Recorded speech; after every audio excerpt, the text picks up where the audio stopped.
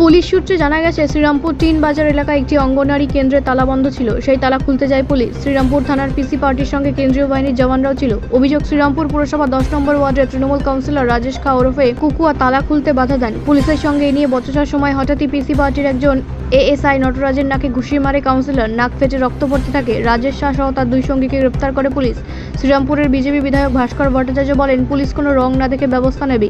এখানে আইনের শাসন প্রতিষ্ঠা হোক, এটাই আমরা চাই। পুলিশ তার জন্য তাকে জিজ্ঞাসাবাদ করবেন, কাকে গ্রেপ্তার করবেন সেটা তাদের ব্যাপার। এখানে আমরা কোনো ইন্টারফেয়ার করব না। মানুষ চায় শান্তি, এলাকায় যেন শান্তি প্রতিষ্ঠা থাকে। তৃণমূল কাউন্সিলর রাজেশ শ্রীরামপুর থানা থেকে আদালতে যাওয়ার পথে বলেন, পাড়ায় সমাধানে একটি অঙ্গনওয়াড়ি কেন্দ্র করা হয়েছিল, সেটা দখল নিতে চেয়েছিল বিজেপি সিপিএম। এই নিয়ে একটা ঝামেলা হয়। কিসের সঙ্গে একটা ঝামেলা হয়েছে, কিন্তু কারো গায়ে হাত দেয়নি। আমি আর আমার স্ত্রীর ওয়ার্ডে লিড হয়েছে, তাই সেই রাগ থেকে রাজনৈতিক প্রতিশোধ নেওয়া হলো। আহত পুলিশ কর্মীর চিকিৎসা হচ্ছে হাসপাতালে। ওয়ার্ড নম্বর 10-এ একটা আইসিডিএস এর ঘর আছে।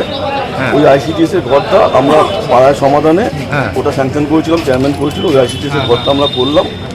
ওটা যারা সিপিএম করতো তারা এখন বিজেপি হয়েছে, ওরা ওই ঘরটাকে দখল করতে গেছে।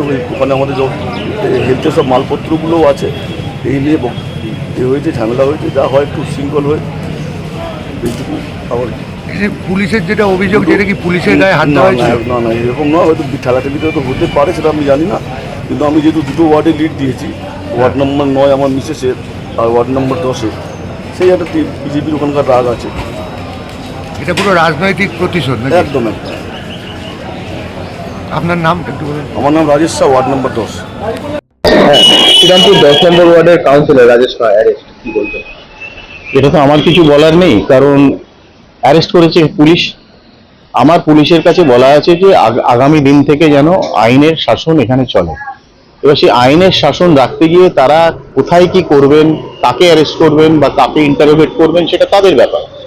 এখানে বিধায়ক কোনো ইন্টারফেয়ার করবে না। বিধায়ক বলে দিয়েছে যে যেরকম আপনাদের কাজ করার সেটা আপনারা করবেন।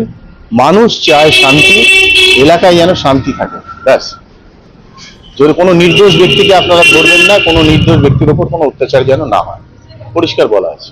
বলা হচ্ছে যে কালকে তৃণমূল কাউন্সিলর পুলিশের গায়ে হাত দিয়েছিল, তাই যদি সে গায়ে হাত দিয়ে থাকে তাহলে সে অন্যায় করেছে, ইল্লিগাল কাজ করেছে। আগে তো ইল্লিগাল কাজগুলো ধরা হতো না। এখন থেকে আমি জানিয়ে দিচ্ছি, যে কোনো ইল্লিগাল কাজ ধরা হবে। প্রশাসন তার মতন কাজ করবে, শক্ত হাতে কাজ করবে। ব্যুরো রিপোর্ট, রাষ্ট্রীয় প্রসার বাংলা।